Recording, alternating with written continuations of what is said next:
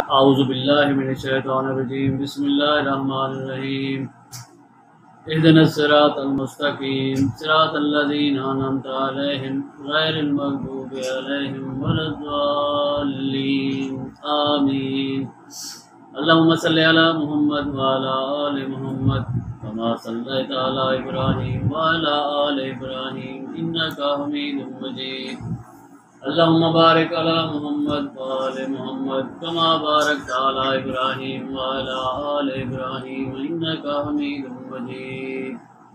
السلام علیکم ورحمۃ اللہ وبرکاتہ۔ سامعین کرام، ہم آج کل جس معاشرے میں جس ماحول میں اپنی زندگیاں گزار رہے ہیں، اس میں ہماری دین سے دوری روز بروز بڑھتی جا رہی ہے۔ ہم دین سے دور ہوتے جا رہے ہیں۔ جو ہمارے اسلاف تھے وہ دین کے زیادہ قریب تھے۔ ہم جوں وقت گزرتا جا رہا ہے اور ہم دین سے دوری ہوتی جا رہی ہے۔ ہماری اولادیں، ہمیں خود نہیں پتہ ہماری اولاد کو پھر کیا پتہ ہوگا۔ جب ہمیں ایک چیز کا پتہ ہوگا تو وہ ہم اپنی اولاد میں ٹرانسفر کریں گے۔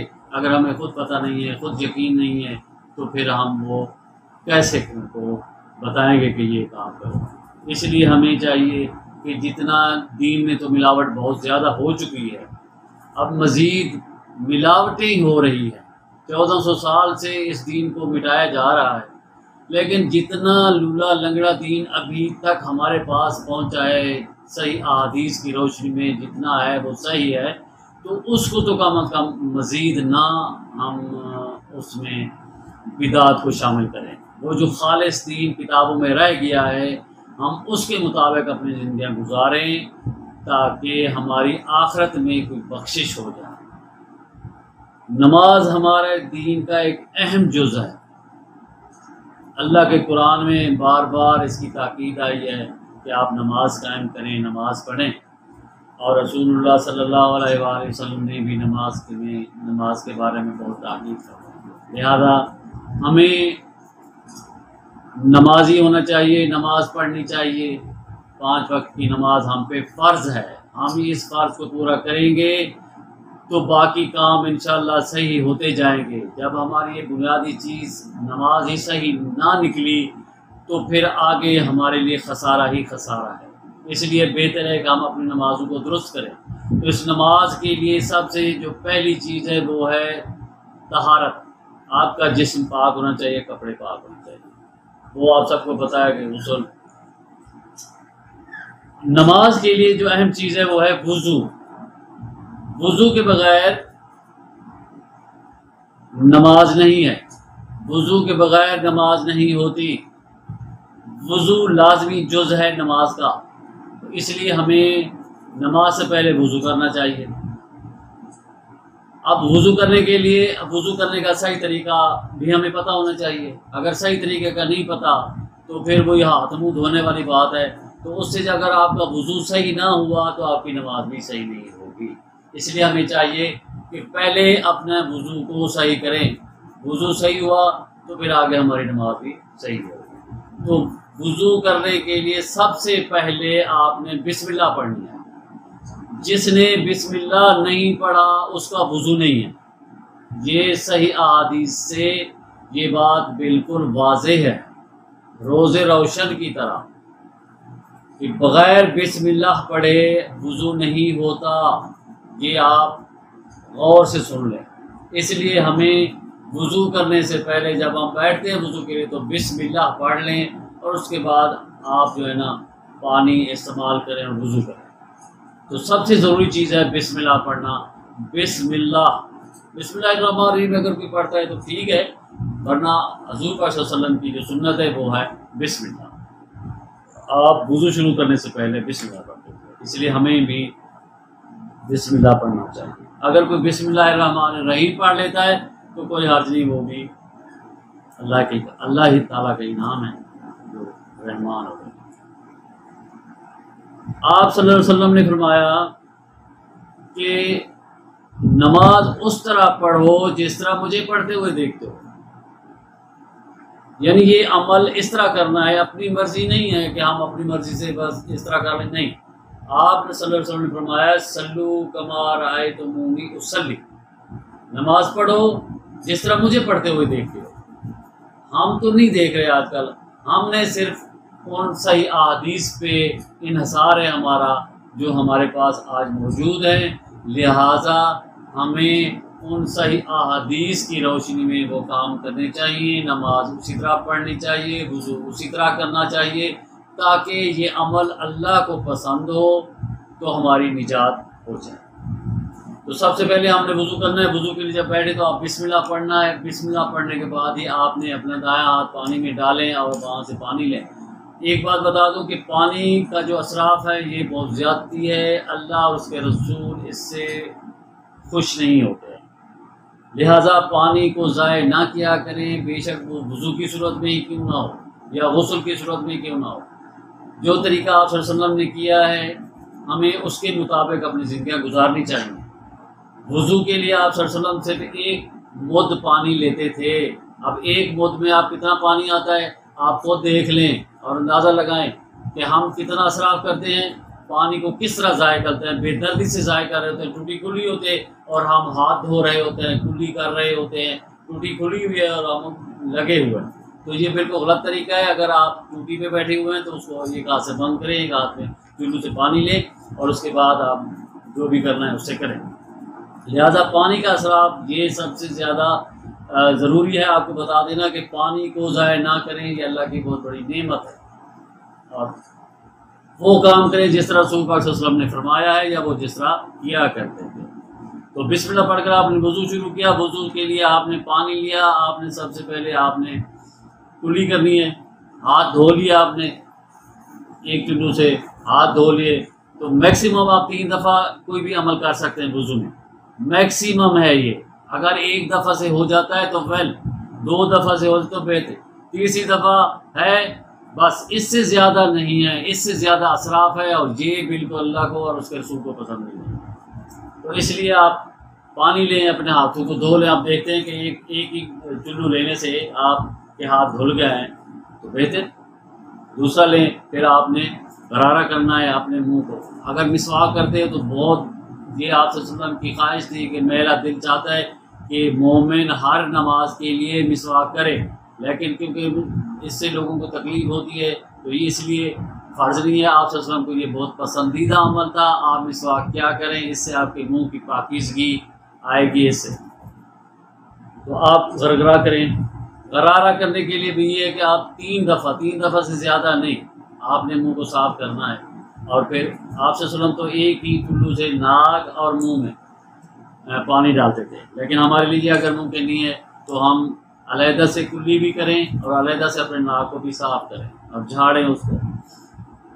یہ کرنے کے بعد پھر آپ نے پانی لینا ہے اور اپنے منہ کو دھونا ہے، یہ چہرہ، نیچے داڑھی ہے تو اگر آپ نے پانی ڈالا ہے تو وہ داڑھی پہ بھی چلا جائے گا۔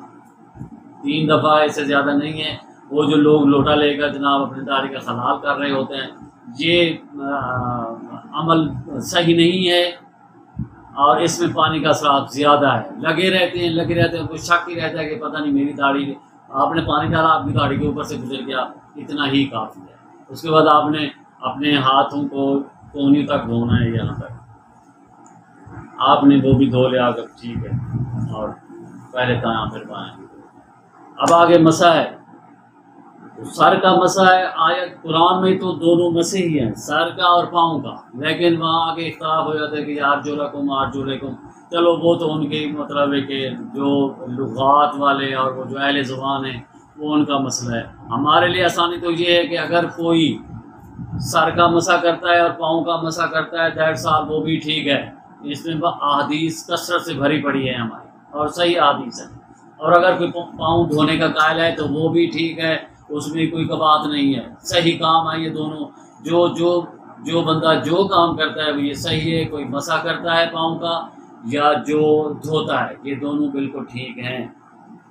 اور اسی طرح آپ کا وضو ختم ہو جائے گا۔ تو وضو ختم کرنے، جب آپ نے وضو ختم کر لیا تو آخر میں آپ نے دعا پڑھ لی ہے، بسم اللہ سے آپ نے شروع کیا تھا اور آخر میں آپ نے دعا پڑھنی ہے، اشہد ان لا الہ الا اللہ۔ جو لوگ انگلی کھڑی کرتے ہیں یہ کہیں ثابت نہیں ہے، بہرحال جو کرتے ہیں کرتے رہیں۔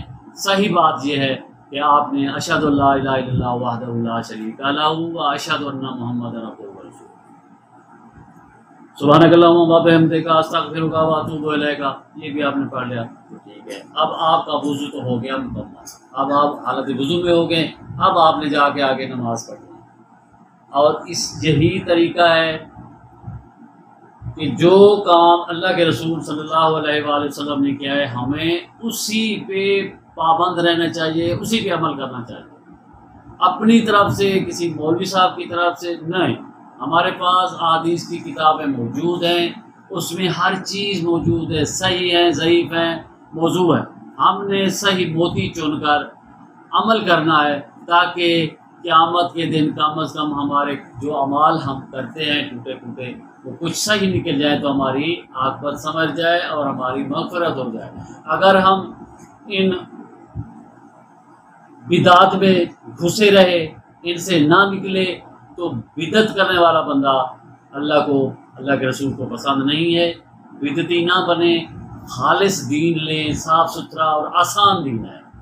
یہ ایک بات آپ کو بتاؤں کہ اگر آپ سمجھتے ہیں بہت سخت سردی، جاڑے کے دن ہے، بہت سخت سردی ہے، آپ کی طبیعت اتنی صحیح نہیں ہے، اگر ایک بندہ صحیح ہے، اس کو کوئی بیماری نہیں ہے تو اس کے لیے کوئی یہ وہ نہیں ہے بہانہ کہ میں جی ابھی تیمم کر دوں، ٹھنڈا پانی ہے تو وہ کرے، اس سے آپ کو زیادہ فضیلت ملے گی اس کو اور اس کا ثواب آپ کو زیادہ ہوگا۔ ہاں اگر کوئی بندہ بوڑھا ہے، مریض ہے، وہ یہ سمجھتا ہے کہ ڈاکٹر نے بھی اس کو کہا کہ ٹھنڈے پانی میں ہاتھ نہیں لگانا، اس سے بیماری بڑھ جانے کا خطرہ ہے، تو آپ بلا جھجھک تیمم کر لیں، کوئی مسئلہ نہیں ہے، تیمم کر لیں اور آپ اسی طرح سمجھیں جس طرح آپ نے پانی سے وضو کیا۔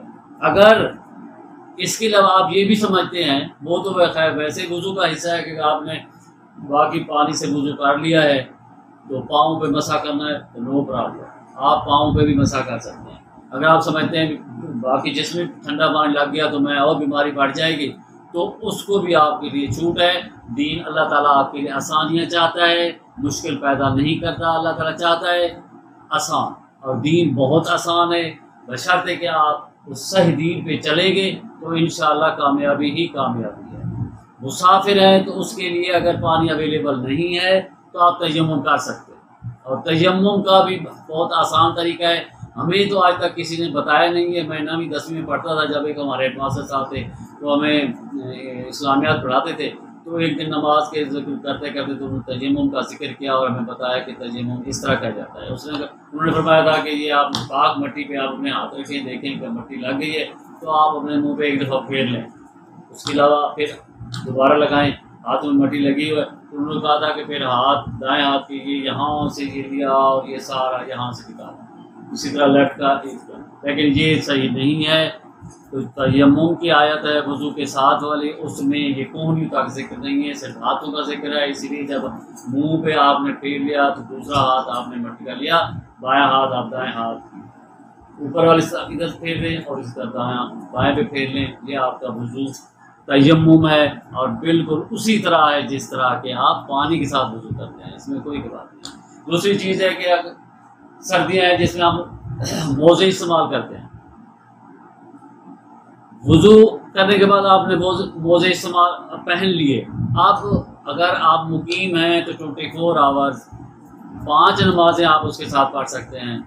جب بھی پاؤں دھونے کا مطلب وضو کریں گے تو آپ ان پہ گیلا ہاتھ اوپر سے پھیر لیں گے، دایاں ہاتھ دائیں پہ اور بایاں ہاتھ بائیں پاؤں پہ، تو اس میں آپ کو موزے اتارنے کی ضرورت نہیں ہے۔ اسی طرح اگر جرابیں آپ نے پہنی ہوئی ہیں تو ان کے لیے بھی لفظ جوربین استعمال ہوا ہے، یعنی موزے ہوں یا جرابیں ہوں، آپ اس پہ اپنا وضو جب مسح کرتے ہیں تو آپ اس پہ گیلے ہاتھ پھیر لیں، اس سے بھی آپ کا مکمل وضو ہو جائے گا، کبھی کسی کی خامی نہیں رہ جائے۔ کچھ لوگ کہتے ہیں نہیں جی وہ اس طرح نہیں، جرابیں ہوں یا خفین، یہ دونوں چیزیں حدیثوں میں آئی ہیں، صحیح حدیث میں، بخاری کی حدیثیں، اس میں کوئی کسی کو شک اور بات نہیں ہونی چاہیے، بالکل صحیح ہے اور بالکل مستند قسم کی حدیثیں ہیں، اس میں کسی کو شک نہیں کرنا چاہیے۔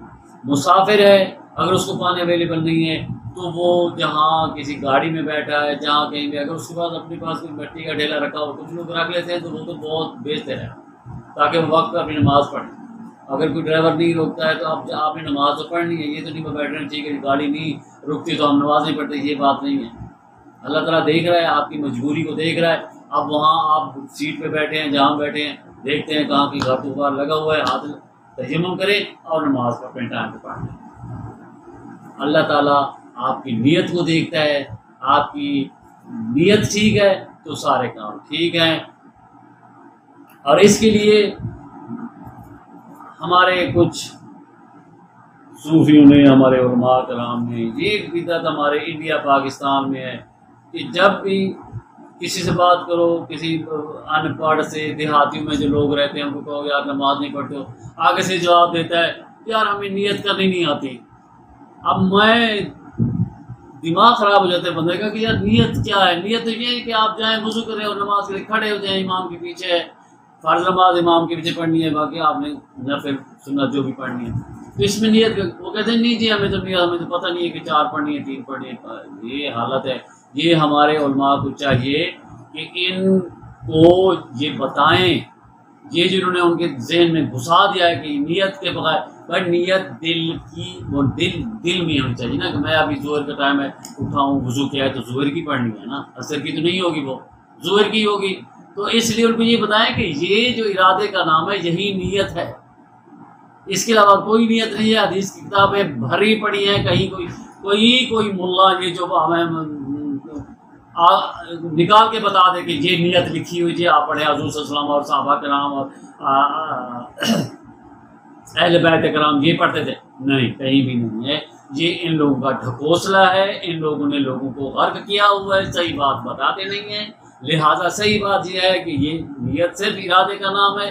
اب ظہر کا ٹائم اذان ہوئے آپ اٹھے وضو کریں اور مسجد جائیں نماز پڑھیں یہی نیت ہے. اب وہاں پیچھے امام کے اللہ اکبر آپ کھڑی ہوگی اور اللہ اکبر نماز ہو. کوئی نیت نہیں ہے میں 4 پڑھ رہا ہوں میں اتنا پڑھ رہا ہوں منہ میرا ادھر منہ کعبے کی طرف ہی ہوتا ہے اور فرض پڑھ رہا ہوں ظہر کے پتہ ہے کہ 4 ہی پڑھنے. اس لیے ان نیتوں سے نکلیں. یہ جو مولوی نے بنا کے رکھی ہوئی نیتیں ان نیتوں یہ فطور ہے. یہ انہوں نے دین میں ملاوٹ کی ہوئی ہے. اس کو نکال کے باہر پھینکیں اور ان غریب بیچاروں کو جن کو پتہ نہیں ہے ان کو صحیح بتائیں کہ یہ میں یقین کرو اتنا پریشان ہوتا ہوں جب میں گاؤں میں جاتا ہوں ان لوگوں سے کسی کو دیکھتا ہوں اتنا پریشان ہو جاتا ہوں کہ ایک بندہ تیمم کر رہا تھا اس کو ڈاکٹر نے کہا تھا اس کو تھوڑا پرابلم تھا لکوا کا ہاتھ پاؤں ٹیڑھے تھے تو انہوں نے پانی سے منع کر دیا. تو یہ بندہ بیٹھا ہو جناب قدرتی میں گیا وہاں وہ مسئلے پہ بیٹھا ہوا ہے اور وہ تیمم کر رہا ہے پانی تو نہیں ہاتھ لگا تو تیمم میں نے دیکھا تو اس نے کہا یہ تیمم یعنی پانی لے رہا ہے اور یہ کر رہا ہے. اس کے بعد یہ کلی ہو رہی ہے اور ناک میں نے کہا یہ کیا کر رہے ہیں آپ. کہتے میں پانی کو ہاتھ نہیں لگاتا تو میں تیمم کر رہا ہوں. میں نے کہا خدا کے لیے آج تک آپ کو کسی نے نہیں بتایا کہ تیمم کس طرح ہوتا ہے. میں نے کہا نہیں. میں نے کہا تمہاری عمر کتنی ہوگی تقریباً 80 70 اور 80 کے درمیان اس کی عمر ہوگی. میں نے کہا تم نے آج تک کسی مولوی سے پوچھا کہ یہ تیمم کیسے کیا جاتا ہے. کہتا نہیں. میں نے کہا تو پھر تمہارا زیادہ قصور ہے. اس نے تو منبر پہ بیٹھ کر لوگوں کو یہ مسائل بتائے نہیں ہیں نماز وضو تیمم یہ لوگ بتائے وہ اپنے الو سیدھے کر رہے ہوتے. اگر اس نے نہیں بتایا تو تمہارا تو یہ کام بنتا تھا کہ تم اس سے پوچھو تیمم کیسے کیا جاتا ہے. اب تم یہ جو کر رہے ہو اتنے عرصے سے کر رہے ہو. میں نے کہا کتنے عرصے سے کہتے ہیں میں بہت عرصے سے کر رہا ہوں. میں نے کہا یہ تو ایسے ہی بس دھوؤں گر جایا ہوا ہے تو میں فضول ہوں. میں نے بھی اس کو بتایا کہ اس طرح یہ تیمم ہوتا ہے اتنا آسان ہے. وہ حیران اور پریشان رہ گیا کہ آج تک نہ میں نے پوچھے اور نہ مجھے. تو اس لیے خدا کے لیے ہمارے علماء کرام کو چاہیے کہ ہمارے ان بندوں کو جن کے پاس نہ کتاب وہ پڑھ سکتے ہیں نہ کوئی مطلب ہے کہ اس طرح کے ان کے پاس وسائل ہیں تو ان کو ہمارے علماء کرام کو چاہیے کہ وہ جمعے کے خطبوں میں ان کو ان مسائل پہ روشنی خاص طور پر ڈالیں تاکہ ان کا وضو نماز تو درست ہو. جب یہ ایک چیز درست ہو گئی نماز ہی آخرت میں ہماری نماز ہی صحیح نکل آئی تو ہماری بخشش کا ہو جائے گا بندوبست. ہمیں یقین ہو جائے گا کہ ہم بخشے جائیں گے. اگر ہماری نماز ہی صحیح نہ نکلی وضو ہی صحیح نہ نکلا تو ہماری بخشش بہت مشکل ہے، اس لیے اللہ تعالیٰ ہمیں صحیح دین پہ چلنے کی توفیق عطا فرمائے۔ وما علینا الا البلاغ۔